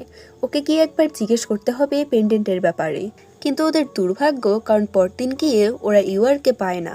অন্যদিকে জিয়ান যখন বাজারে আসে তখন ও দেখে এখানের যে পয়সাগুলো ছিল ওই পয়সাগুলো অনেকটা নকল ছিল। এটা যখন সবাইকে বলা হয় সবাই বলে, আমরা তোমাকে হেল্প করব। এরপর সবাই ইনভেস্টিগেট করতে শুরু করে, এক একজন এক এক জায়গায়। সবাই তখন বুঝতে পারে এই নকল পয়সাগুলো সব জায়গায় আছে, কিন্তু এখানে ইনভেস্টিগেট করতে গিয়ে কেউ একজন কে কিডন্যাপ করে নেয়। যখন ওই লোকগুলো থেকে বাঁচবে তখন সে মেয়েদের পোশাক পরে ওখান থেকে পালাচ্ছিল, কিন্তু দুর্ভাগ্যবশত ওর দেখা হয়ে যায় জিয়ানের সাথে। ও তখন একটা অসহায় মেয়ে হয়ে জিয়ানের কাছে সাহায্য চায়, আর জিয়ানও তো ওকে চিনত না। তাই জিয়ান যখন ওকে লোকগুলোর থেকে বাঁচাচ্ছিল ও তখন সুযোগ পেয়ে একটা গলি দিয়ে পালিয়ে যায়। কিন্তু বেচারির বুদ্ধি তো কাজে লাগে না, কারণ জিয়ান তখন এখানে চলে আসে। জিয়ান তখন কে নিজের কাছে টেনে বলে, তুমি কেন মেয়েদের পোশাক পরেছো? বেচারি কিছু বলতে যাবে তার আগে আবারও জিয়ান বলে, ভালোই হয়েছে আমি তোমাকে এভাবে দেখেছি। তুমি একটা ছেলে, তুমি এভাবে মেয়ের পোশাক পরেছো, যদি কেউ দেখতো তাহলে অন্যরা তোমার মজা নিত। যাই হোক, কলেজে আসার পর প্রত্যেকে মিলে প্ল্যান করে পরের মিশনটা ওরা কিভাবে করবে। জিয়ানকে এরপর আমরা একটা গরিব মানুষের ভেসে দেখি। জিয়ান এখানে একাই চলে এসেছে, কারণ সে তার বন্ধুদের বিপদে ফেলতে চায় না। সে খোঁজ নিতে নিতে জঙ্গলের মধ্যে একটা জায়গায় আসে যেখানে একটা বাড়িঘর ছিল। ও তখন এখানে এসে বুঝতে পারে এই লোকগুলো মানুষদের জোর করে কিডন্যাপ করে এনে এখানে নকল পয়সাগুলো বানাচ্ছে। এখানে আমরা মন্ত্রী হানের রাইট হ্যান্ড ওই মেয়েটাকেও দেখি, যে এই জায়গার মালিকের সাথে কথা বলছিল আসল টাকা নেওয়ার জন্য। জিয়ান তখন মনে করে এই মেয়েটাই এসব কিছুর মাস্টার মাইন্ড। ও আর কিছু জানতে পারবে তার আগে এখানে চলে আসে, যার জন্য ওই লোকগুলো বুঝে যায়। জিয়ান চাইলেও এখান থেকে পালাতে পারে না, আর এরপর ওদের দুজনকে বেঁধে ফেলা হয়। এখানে ওরা দুজনই মনে করে আজকে ওদের শেষ দিন, তাই জিয়ান ভাবতে থাকে ও আজকে কে কনফেস করে দেবে। ও একটা ছেলে হলেও জিয়ানের ওকে পছন্দ। তবে বোকা জিয়ান কিছুই বলতে পারে না। সে বলে, এখান থেকে বের হলে আমি তোমার হাতের খাবার খাবো। এটা বলতে বলতেই তার বাঁধনটা খুলে ফেলে, আর এরা দুজন সুযোগ পেয়ে ওখান থেকে পালিয়ে আসে। জিহু আর বাকিরা সহ ওদেরকে খুঁজতে খুঁজতে এখান পর্যন্ত চলে এসে ওদেরকে পেয়ে যায়। জিয়ান তখন সৈনিকদের বলে দেয় এখানে কি কি হচ্ছে। এই পুরো মামলাটা এরপর এখানকার ম্যাজিস্ট্রেট অর্থাৎ চ্যাঙ্গানের ম্যাজিস্ট্রেটের কাছে দিয়ে দেওয়া হয়। এরপর আমরা ওই মেয়েটাকে দেখি, যে কিনা এখানে একজন লোকের সাথে কথা বলছে। সে আর অন্য কেউ নয়, জিয়ানের নিজের বাবাই ছিল। জিয়ানের বাবা বলতে থাকে, জিয়ানের কারণে আমাদের ওই জায়গাটা যেহেতু এক্সপোজ হয়েছে, তাই আমাদের আরো বেশি সতর্ক থাকতে হবে। আমি এই কারাপশনের সাথে যুক্ত আছি এটা যদি সে জানতে পারে, তাহলে আমি যে তার বাপ সে এটা কেউ ছাড় দেবে না। সে রাজাকে অনেক সম্মান করে। আমার ভয় হচ্ছে সে কখন না জানি আমাদের বাকি কাজগুলো ধরে ফেলে। মন্ত্রী হান যখন জানতে পারে এখানকার ম্যাজিস্ট্রেট এই কেসটা সামলাচ্ছে, তখন সে সেই ম্যাজিস্ট্রেটটাকে মেরে ফেলে। এরপর আমরা ওদের সবাইকে পিকনিকে দেখি, যেখানে আমরা ইউআরকেও দেখি। সে কোনো দাওয়াত ছাড়া এখানে চলে এসেছে। সে তখন কে নিজের লাভ কনফেস করে। এই সুযোগে ওকে সে সিনান পেন্টেন্টের কথা জিজ্ঞেস করে, কিন্তু ইউআর তো কিছুই জানতো না। ওদের কথার মাঝে ভুল করে সে সিনান পেন্টেন্টটা পানিতে পড়ে যায়, আর তো এটার জন্য কোনো কিছু না ভেবেই পানিতে ঝাঁপ দেয়। ও পড়ে গিয়েছে দেখে প্রত্যেকে কে খুঁজতে থাকে, আর সিনিয়ানকে দেখি যে প্রথমে কে খুঁজে পেয়ে যায়। তো এখানে লুকোচ্ছিল। সিনিয়ান তখন খেয়াল করে জিয়ানের বড় ভাই এদিকে আসছে, তাই ও কে বলে তুমি লুকিয়ে পড়ো। শ্যানিয়ান এদেশের দ্বিতীয় রাজকুমার, এটা জিয়ানের বড় ভাই জানতো, তাই ও তখন তাকে রাজকুমারের মতো সম্মান দিয়ে কথা বলে। তখন এই জিনিসটা বুঝে যায়। এরপর ও যখন ওর সাথে কথা বলতে আসে, তখন দুজনেই কারোর সাথে কথা বলতে পারে না। সিনিয়ান তখন বলে, আমরা দুজনেই দুজনের রহস্যটা লুকিয়ে রাখবো। তখন ওর কথাতে রাজি হয়ে যায়। সিনিয়ানের পর নিজের উপরের সাদা পোশাকটা খুলে ওকে দিয়ে দেয়, কারণ ও একটা মেয়ে আর ওর উপরের পোশাকটা ভিজে গিয়েছিল। যখন ওখানে আসে, তখন তো জিয়ান ওকে অনেক বকতে থাকে। খেয়াল করে জিয়ান ওর অনেক কেয়ার করছে। এই বিষয়গুলো অনেক ভালো লাগে। পিকনিক থেকে ফিরে আসার পর ওরা ডিনার করছিল। এখানে জিহু আর অনেক বেশি ড্রিঙ্ক করছিল। এরপর এরা দুজনে মিলে এই দুজনকে কোনো রকম রুমে দিয়ে আসে। বারবার ড্রিঙ্ক করার কথাই বলছিল বিড়বিড় করে, তাই জিয়ান তখন ওর কাছে যায় শোনার জন্য। কিন্তু তখন চোখ খুলে ওকে দেখে বলে, তুমি এতটা খারাপ কেন? তুমি সবসময় আমাকে বকা দাও, কিন্তু তুমি কি বোঝো না আমি তোমাকে কতটা পছন্দ করি? জিয়ান ওর অনেক ক্লোজে ছিল। ওর মাথায় আসে ওকে কিস করার, কিন্তু পর মুহূর্তে নিজেকে আটকে নেয় আর পানি দিতে থাকে নিজের মুখে। জিয়ান ভাবতে থাকে, আমি একটা ছেলে হয়ে কিভাবে ছেলের সম্পর্কে এগুলো ভাবতে পারি। এখানে জিয়ান নিজেও ড্রিঙ্ক করেছিল, তাই ওখানে ঘুমিয়ে পড়ে। এভাবে ভিজা কাপড়ে ঘুমিয়ে যাওয়ার জন্য ওর সর্দি লেগে যায়, যার জন্য অনেক বেশি কেয়ার করতে থাকে জিয়ানের। জিয়ান ভাবতে থাকে যদি সারা জীবন আমার সাথে এভাবে থেকে যায় কতটাই না ভালো হবে। কিন্তু পরে নিজে নিজে বলতে থাকে, একটা ছেলে হয়ে একটা ছেলের ব্যাপারে আমি এসব কি ভাবছি। জিয়ান এরপর ইনভেস্টিগেট করে জানতে পারে ওই পয়সার মামলাটা তো এখনো শান্ত হয়নি, বরং এখন শহর থেকে বাচ্চাদেরকেও কিডন্যাপ করা হচ্ছে, আর বাচ্চাদের নিয়ে এই সমস্ত কাজ করানো হচ্ছে। তাই ওরা প্ল্যান করে সে জায়গাটাতে যায়, আর এরপর ওই বাচ্চাগুলোতে ছাড়াতে থাকে। ওই কিডন্যাপারগুলো এখানে চলে আসে, যার জন্য এরা প্রত্যেকে মিলে ওই কিডন্যাপারের সাথে লড়াই করে, আর গিয়ে ওই বাচ্চাগুলোকে ছাড়িয়ে নেয়। কিন্তু যখন পড়ে যেতে নিচ্ছিল, তখন জিয়ান এভাবে এসে ওকে ধরে ফেলে। কিন্তু এখানে আসল কথা হচ্ছে, ওকে বাঁচাতে গিয়ে তো জিয়ান চেস্টের মধ্যে হাত দিয়ে ফেলে। আর জিয়ানের এরপর অবস্থা দেখে মনে হচ্ছে ও অনেক বেশি শকড হয়ে আছে। বেচারা কিছু বুঝে ওঠার আগে জিহুয়া আর শিনিয়ান মিলে ওখানে অনেকগুলো সৈন্যদের নিয়ে চলে আসে, যার জন্য পরিস্থিতি ঠিক হয়ে যায়। কিন্তু জিয়ানের পরিস্থিতি এখনো ঠিক হয়নি। অন্যদিকে জিহুয়াকে এনে বলে, আমার মনে হচ্ছে জিয়ান জানতে পেরেছে আমি একটা মেয়ে। বেচারা জিহুয়া তো অনেক বেশি শক, এখনো কি করবে। সে বলে, তাহলে আগে আমাদেরকে কলেজ যেতে হবে, তারপরে এই বিষয়টা ভাববো। কলেজ আসার পর এই বোকা জিহুয়া ওকে শিখিয়ে দেয়, তুমি জিয়ানকে বলবে আমি আসলে জিহুয়ার ফিয়ন্সে। জিহুয়াকে আমার পছন্দ নয়, তাই আমি ওকে বিয়ে করব না, আর এজন্যই আমি এখানে ছেলে সেজে কলেজে পড়তে এসেছি। এটা শুনে তো নিজেই অবাক, কারণ সত্যটা তো এটাই। যাই হোক, বেচারা জিহুয়া এটা বুঝতে পারে না, আর এর কাছে প্ল্যানটা ভালো লাগলে ও এখান থেকে চলে যায়। জিয়ানের কাছে এসে কিছু বলার আগে জিয়ান ওকে উল্টোপাল্টা কথা বলতে থাকে, মানে ওকে বকতে থাকে। যখন বলে দেয় ও জিহুয়ার ফিয়ন্সে, তখন তো বেচারা পুরোটাই শক, আর অনেক জেলাসির বসে ওকে আরো বেশি বকা দিতে থাকে, আর এরপর ওখান থেকে চলে যায়। বারবার ওকে বোঝানোর চেষ্টা করে কিন্তু পারে না। অনেক টেনশনে পড়ে যায়, জিয়ান যদি রাগের মাথায় কাউকে ওর সত্যটা বলে দেয়। কিন্তু দেখা যায় পরদিনই ফেভারিট ফেস্টি নিয়ে জিয়ান ওর কাছে আসে, আর ওই দিনের ব্যবহারের জন্য ওর কাছে ক্ষমা চায়। এখানে জিয়ান ওকে বলে, এভাবে মেয়ে হয়ে ছেলে সেজে থাকাটা অনেক বেশি রিস্কি। বলে, এটা জানি, আসলে আমি ওর ফিয়ন্সে, আর ওকে আমি বিয়ে করতে চাই না, কারণ আমি ওকে পছন্দ করি না। এই কথা শুনে জিয়ানের হুঁশিয়ার দেখে কি, কেননা ও এখন আরো বেশি সুযোগ পেয়ে গিয়েছে কে পছন্দ করার। এরপর আমরা রাজাকে দেখি, যে একজন মন্ত্রীকে ওই পয়সার কেসটা সামলানোর জন্য দিয়েছে, কিন্তু এই মন্ত্রী হান তো ওই মন্ত্রীটাকেও মেরে ফেলেছে। আমরা এখানে মন্ত্রী হানের ওই রাইট হ্যান্ডটাকেও দেখি, যাকে কিনা রয়্যাল গার্ডেরা ঘিরে ফেলেছে। তারা মনে করছে ওই মন্ত্রীটাকে মেয়েটাই মেরেছে। এখানে আমরা দুগুকেও দেখি। দুগু যখন ওই মেয়েটার হাতের আঘাত দেখতে পায়, তখন ওর মনে পড়ে ছোটবেলায় ওর ঠিক বন্ধুরও এমন আঘাত পেয়েছিল, যে মেয়েটাকে দুগু ছোটবেলা থেকে খুঁজছিল, কারণ হারিয়ে গিয়েছে। দুগুর কাছে মনে হয় এই মেয়েটাই হচ্ছে ওই মেয়েটা। দুগু এরপর নিজে নিজেই ওই রয়্যাল গার্ডের সাথে ফাইট করে ওই মেয়েটাকে বাঁচানোর জন্য।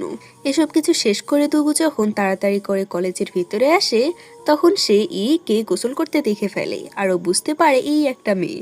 দুগুর পিছু করতে করতে রয়্যাল গার্ডেরা কলেজেও চলে এসেছে, আর তারা টিচারকে বলতে থাকে তাদেরকে চেক করতে দিতে, হয়তো স্টুডেন্টের মধ্যে ওই খুনিটা লুকিয়ে আছে। আর এরা চারজন মিলে দুগুর চিকিৎসা করছিল। এমনিতেও পরিস্থিতি অনেক বেশি খারাপ, তাও আবার রয়্যাল গার্ডরা চাইছিল তাদের রুম চেক করতে। কোনো উপায় না পেয়ে শিনিয়ান তখন বাহিরে চলে যায়, আর তাদেরকে বলে দেয় সে এই রাজ্যের দ্বিতীয় রাজকুমার, তার রুম কেউ সার্চ করতে পারবে না। এত রাতে তার রুম সার্চ করলে তার ভালো লাগবে না। রাজকুমার শুনে তো প্রত্যেকে তাকে সম্মান দিতে থাকে। পরদিন থেকে প্রত্যেকে ওকে সম্মান দিতে থাকে, কারণ রাজকুমারের সাথে কোনো বেয়াদবি হলে তাদের তো মাথাটাই যাবে। এসব কিছু দেখে জিহুয়া ওর মজা নেওয়ার জন্য ওকেও ইউর হাইনেস বলে, যেটা দেখে তো বেচারা শিরিয়ান এবার রেগেই যায়, কারণ বেচারা তো চাইছিল যে ও নিজের পরিচয়টা রিভিল করবে না, কিন্তু শেষ পর্যন্ত রিভিল করার পর ওর বন্ধুরাই ওর মজা নিচ্ছে। এরপর আমাদের মন্ত্রী হুয়াকে দেখানো হয়, যার হাতে সে শিনিয়ান পেন্ডেন্টটা ছিল।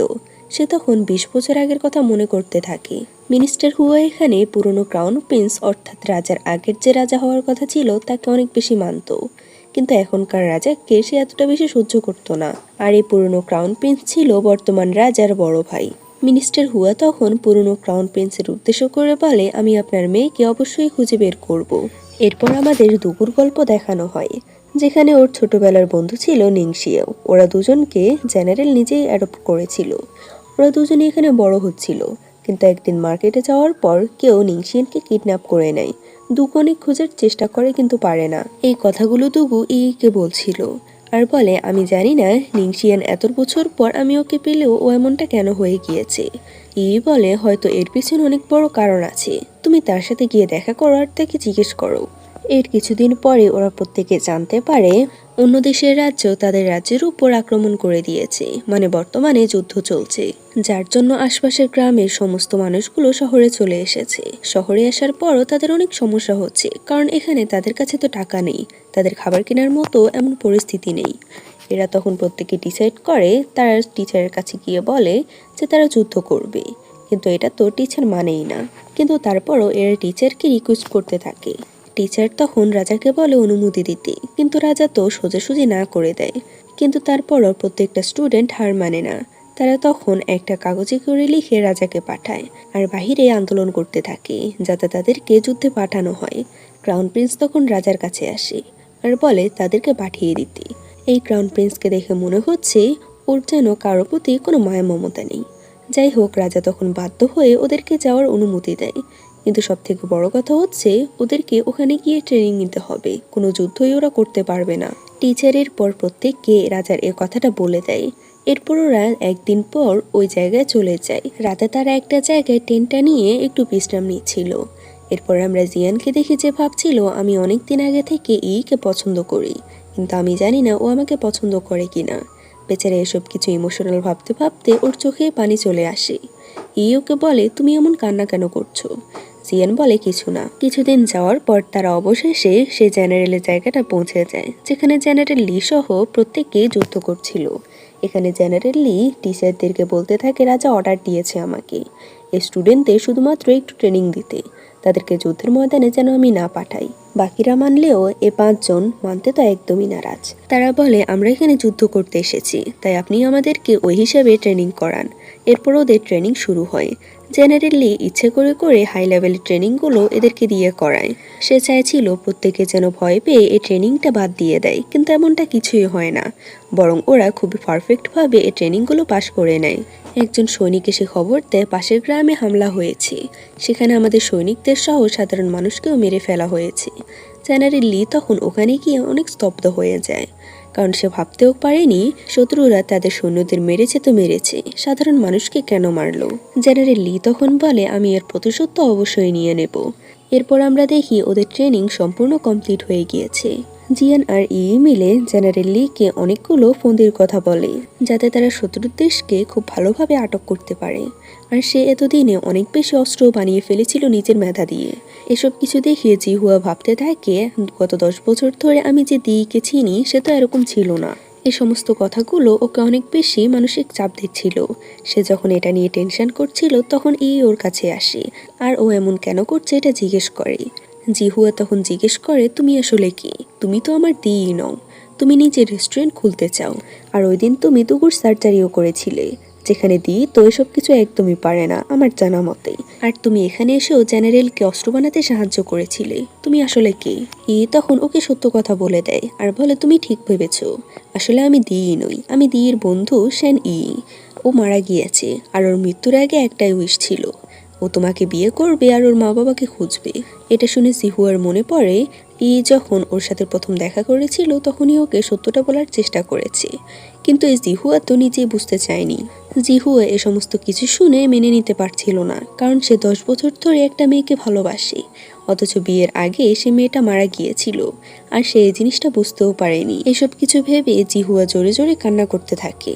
বেচারা এতটা শকটা চলে গিয়েছিল যে সে পুরো দিন পুরো রাত এভাবে বসে থাকে। সে মানতে পারছিল না তার ভালোবাসার মানুষটি মারা গিয়েছে। কিন্তু এরপর যখন যুদ্ধের সময় চলে আসে তখন জিহুয়া নিজেকে কোনো রকম শান্ত করে। এরপর আমরা যুদ্ধের ময়দানে বাকি সৈনিকদের সাথে এদের 5 জনকেও দেখি, যারা কিনা রাজার কথা অমান্য করে যুদ্ধে নেমে পড়েছে। জিয়ান আর প্ল্যান অনুযায়ী ওরা লড়াই করতে থাকে। কয়েক মাস ধরে চলা এই যুদ্ধ ওদের স্ট্র্যাটেজির কারণে ওরা থামাতে পারে। শত্রু দেশের সমস্ত শত্রুদের মেরে ফেলার পরও তারা তাদের জেনারেলকে মারতে পারেনি। জেনারেল সুযোগ পেয়ে ওখান থেকে পালিয়ে যায়। এরপর জেনারেল লি সহ প্রত্যেকে বিজয়ের উৎসব পালন করতে থাকে। জেনারেল তখন সবাইকে বলতে থাকে দুশমন দেশের জেনারেলকে যখনই দেখবে তখনই মেরে ফেলবে। এরপর ওরা জঙ্গলে জেনারেলকে খুঁজতে যায়, কারণ জেনারেল এই অল্প মুহূর্তে এত বেশি দূরে যেতে পারেনি। ওরা জঙ্গলে খুঁজতে গিয়ে জেনারেলকে তো পেয়ে যায়, কিন্তু সে কে সুযোগ পেয়ে হোস্টেজ বানিয়ে নেয়। জিয়ান তখন কোনো রকম জেনারেলকে মেরে ফেলে আর কে বাঁচিয়ে নেয়, কিন্তু এই চক্করে ও নিজেও আহত হয়। ও তখন ভাবতে থাকে ও বাঁচবে না, তাই ও কে বলে দেয়, তুমি জানো না আমি তোমাকে কতদিন ধরে পছন্দ করি, তুমি কখনোই আমার কথা শুনতে না। যখন তুমি একটা ছেলে হয়ে এসেছিলে তখনই আমি ভাবতাম আমি একটা ছেলে হয়ে কিভাবে ছেলেকে পছন্দ করব। আমার একটা উইশ ছিল যদি তুমি মেয়ে হতে, কিন্তু যখন আমি জানতে পারি তখন আমি অনেক খুশি হয়েছিলাম। ওর এই সমস্ত কথা শুনে ইমোশনাল হয়ে পড়ে। জিয়ান বেচারা মৃত্যুর ভয় পেয়ে কে সত্য কথাগুলো সব বলেই যাচ্ছিল। তখন ওকে কিস করে, আর পরদিন সকালে ওর যখন ঘুম ভাঙে এখানে দুগু ওর সাথে দেখা করে আর বলে জিয়ানের চিকিৎসা চলছে, সে এখন সুস্থ আছে। ও যাওয়ার পর এখানে জিহুয়া আসে, আর জিহুয়া বলে আমি ওর মৃত্যুটা অ্যাকসেপ্ট করছি, কারণ আমি জানতাম দি ছোটবেলা থেকে অসুস্থ ছিল। এখানে জিহুয়া ইকে বলে, তুমি যেহেতু দির ফ্রেন্ড তার মানে আমারও ফ্রেন্ড। আমি ওর হয়ে তোমার সাথে মিলে ওই পেন্ডেন্টের আসল মালিকগুলোকে খুঁজে বের করব, যাতে আমি দির উইশটা পূরণ করতে পারি। এরপর তারা সবাই ক্যাপিটালে ফিরে আসে। এখানে ক্যাপিটালে ফিরে আসার পর রাজা ওদেরকে ইনভাইট করেছিল। ওরা পাঁচজনই যখন চলে যাচ্ছিল, এর সাথে তখন মিনিস্টার হুয়ার দেখা হয়। মিনিস্টার হুয়া যখন ওই সিনান পেন্ডেন্ট দেখে তখন ভাবতে থাকে, এটাই হয়তো আমার মহারাজের ছেলে হবে, আমি ওকে এতদিন পরে খুঁজে পেলাম। সবাই এরপর যখন রাজদরবারে যায় তখন রাজা প্রত্যেককে অনেক অ্যাওয়ার্ড দেয়। আর সিনিয়ানকে দেখিয়ে ক্রাউন প্রিন্সকে বলে, তুমি তোমার ভাইয়ের কাছ থেকে কিছু শিখতে পারো, ও তো যুদ্ধ জিতে এসেছে। ক্রাউন প্রিন্স বলে, এটা আবার কি এমন বড় হলো। এরপর আমরা মিনিস্টার হুয়াকে দেখি যে নিংশিয়ানকে বলছিল, আমি ওই নকল পয়সার বিজনেসটা আবারও শুরু করতে চাই। আর অন্যদিকে আমরা এদেরকে দেখি কলেজে তো এদের রোম্যান্স চলতেই থাকে। কিন্তু মজার ব্যাপার হলো শাওলিয়েন এখানে চলে আসে। বেচারা পুরোটাই স্তব্ধ হয়ে যায়, কারণ ওর মতো দুটো ছেলে এখানে কিস করছে। যাই হোক, এরপর আমরা জিহুয়াকে দেখি। দির কথা ভেবে ও অনেক আপসেট ছিল, কিন্তু তখন এখানে ইউয়ার চলে আসে। ইউয়ারের এই সমস্ত বাচ্চামোগুলো দেখে জিহুয়ারই ভালো লাগে। আসলে জিহুয়া নিজেও তো বাচ্চাদের মতো। আর এরপর দুজনে একসাথে খেলতে শুরু করে, মানে বাচ্চাদের মতো। যাই হোক, এরপর আমরা সিনিয়ানকে দেখি। কিন্তু ও যখন জানতে পারে জিয়ানকে পছন্দ করে, তখন ও ভাবতে থাকে, তার মানে আমার ভবিষ্যৎবাণী সত্যি হয়েছে।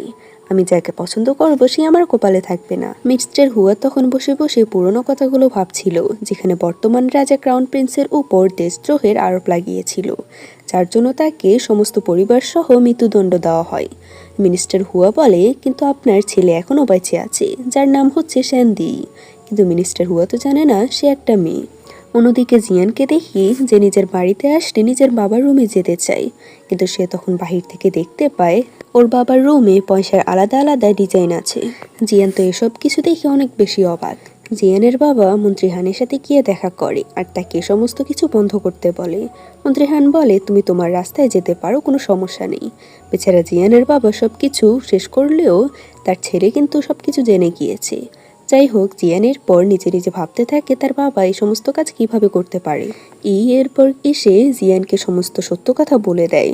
ও ভাবতে থাকে জিয়ান হয়তো তাকে ঘৃণা করবে তার গরিব দেখে, কিন্তু জিয়ান বলে, তুমি যেভাবে আছো এভাবেই ঠিক আছে। এরপর ওরা যখন একজন আরেকজনকে জড়িয়ে ধরে তখন সবাই আবারও এখানে চলে আসে, মানে সে প্রত্যেকবার এদের রোমান্টিক সিচুয়েশনের সাক্ষী হয়ে যায়। জিয়ান এরপর রাজার সামনে ওর বাবার সমস্ত সত্য কথাগুলো বলে দেয়। এখানে ওর অনেক কষ্ট হচ্ছিল, কিন্তু কিছু করার নেই। ওর বাবা তখন নিজেও সমস্ত কথাগুলো মেনে নেয়।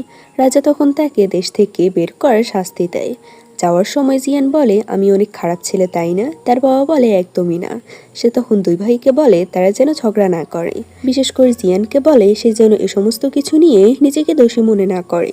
এরপর আমরা দুগুকে দেখি যে নিংশিয়ানের সাথে সে একই জায়গায় দেখা করে। ওরা এখানে ছোটবেলার মতো করে দুজন দুজনের সাথে কথা বলতে থাকে, মানে ফাইনালি অ্যাকসেপ্ট করে নিয়েছে যে সেই নিংশিয়ান। নিংশিয়ান এরপর এদের পাঁচজনের সাথে দেখা করে, আর এদিকে মিনিস্টার হানের ব্যাপারে সত্য কথাগুলো বলে দেয়। ও এখানে আরো বলে হান নিজের সৈনিকদেরকে প্রিপেয়ার করছিল যুদ্ধ করার জন্য রাজার সাথে। সে রাজাকে গদি থেকে হাঁটাতে চায়। হানের আসল উদ্দেশ্য হচ্ছে সে বর্তমান রাজাকে সরিয়ে অর্থাৎ কে রাজগদিতে বসাবে, কারণ সে আগের রাজার ছেলেকে ওখানে বসাতে চাইছিল। কিন্তু এরা এসব কিছু জানতো না। জিয়ান তখন বলে, যদি রাজমহলের উপর হামলা হয় তাহলে তো অনেক বেশি ক্ষতি হবে। কিন্তু সব থেকে ইন্টারেস্টিং কথা হচ্ছে ক্রাউন প্রিন্স নিজেও অর্থাৎ রাজাকে সরাতে চায়, কিন্তু সে তো এত বলদের বলদ, রাজা মারা গেলে সে নিজেই তো রাজা হবে এটা সে মানতে নারাজ।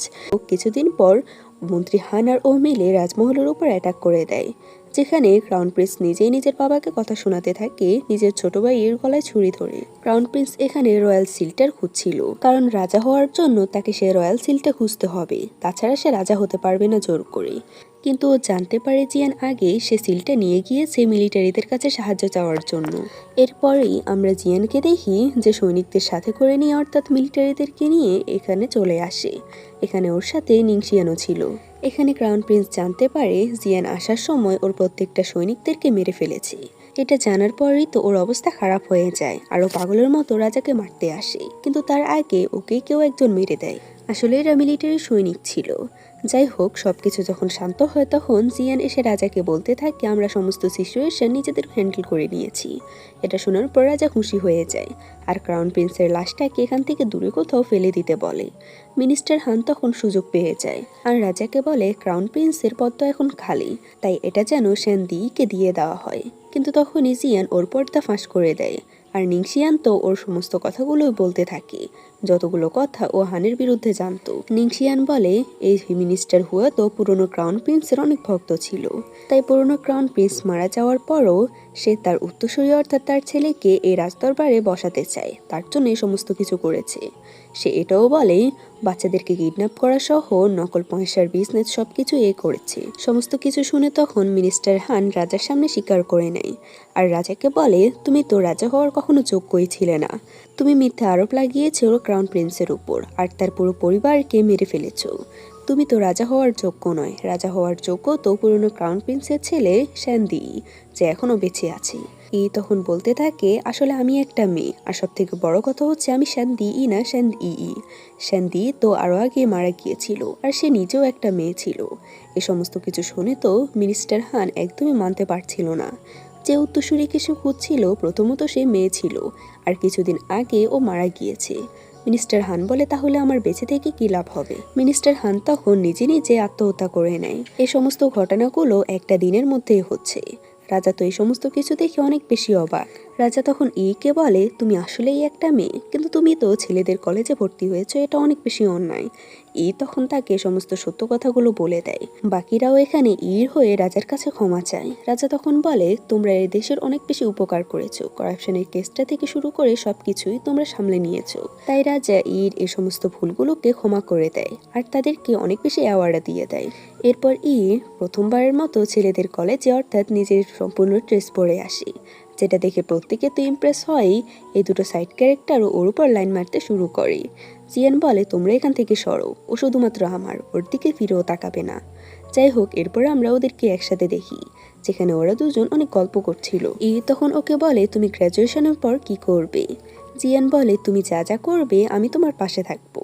এটা শুনে অনেক ভালো লাগে। তখন আবারও তাকে প্রপোজালের কথাগুলো বলতে বলে, মানে ঘুরিয়ে পেঁচিয়ে। জিয়ান কিছুক্ষণ নাটক করতে থাকে, সে কথা একদমই বুঝতে পারছে না, কিন্তু পরে সে আবার বলে দেয় আমি সত্যিই তোমাকে পছন্দ করি। এই সমস্ত কথা শুনে ভালো লাগে। এরপর গ্র্যাজুয়েশনের দিন দেখানো হয়। তখন ওর আঙ্কেল শ্যানকে একটা লেটার লিখেছিল যে ও প্যারেন্টসকে পেয়ে গিয়েছে, তারা হচ্ছে পুরনো ক্রাউন প্রিন্স। ও এটাও লিখে ওই ক্যাপিটালে অনেক বেশি হ্যাপি আছে আর ও জিয়ানকে পছন্দ করে। শান্ত এগুলো শুনে অনেক বেশি খুশি হয়ে যায়। যাই হোক, এরপর আমরা ইউআরকে দেখি যে নিজের বাবার মৃত্যুর জন্য অনেক বেশি শোকাহত ছিল। এমন কেউ যখন জানতে পারে ওর বাবা এই সমস্ত কাজ করেছে তখন তো বেচারে অনেক আপসেট হয়ে পড়ে। ওকে সাহস দেওয়ার জন্য এখানে জিহুয়া আসে আর এখান থেকে মূলত ওদের লাভ স্টোরি শুরু হয়। কিন্তু আমার কথা হচ্ছে ওর মা বাবা মানবে কিনা, কারণ প্রথমে তো ও একটা মেয়েকে নিয়ে এসেছিল যে ছেলের পোশাক পরেছিল, আর দ্বিতীয়ত মিনিস্টার হানের মেয়েকে নিয়ে আসছে, মানে মিনিস্টার হানের মেয়েকে পছন্দ করে যার বাবা এত বড় কারাপশন করেছিল। যাই হোক, এটাও ভবিষ্যতেই জানতে পারবে। এরপর আমরা এদের দুজনকে দেখি যারা একসাথে এখন থেকে পাহাড়ে থাকবে। আর যাওয়ার আগে নিংশিয়া নিজের প্যাভিলিয়নটা কে দিয়ে যায় তার রেস্টুরেন্ট বানানোর জন্য। যখন জানতে পারে এই প্যাভিলিয়নটা ওকে ফ্রিতে দেওয়া হয়েছে, ও তো এত বেশি খুশি হয় যে জিয়ানের কোলে উঠে পড়ে। এরপর আমরা কিছু বছর পরের দৃশ্য দেখি। শিনিয়ান আবারও নিজের রাজমহলে চলে এসেছে থাকার জন্য, আর এত বছর পর ওরা সবাই আবার একসাথে হয় রেস্টুরেন্টে। এখানে আমরা জিহুয়ার সাথে ইউআরকেও দেখি। কিছুদিন পরে ওদের বিয়ে হবে। দুগু এসেছিল এখানে নিংশিয়ানের সাথে, ওদের কথা ভালোই জমছিল। তখন বলে আমি তো জিয়ানকে কোথাও দেখছি না। খাবার খাওয়ার সময় তারা বাহিরে ভাজি ফোটার শব্দ শুনতে পায়। ওরা বাহিরে গিয়ে দেখে সমস্ত কিছু জিয়ান নিজে করেছিল জন্য। এরপর জিয়ান কে কিস করে সবার সামনে, আর সুন্দর মোমেন্টার মাধ্যমে এই ড্রামাটার হ্যাপি এন্ডিং হয়। এই ড্রামাটা তোমাদের কাছে কেমন লেগেছিল তা অবশ্যই বলবে। সংক্ষেপে বোঝানোর জন্য তোমাদেরকে আমি সম্পূর্ণ চেষ্টা করেছি। আশা করি তোমাদের কাছে ভালো লাগবে।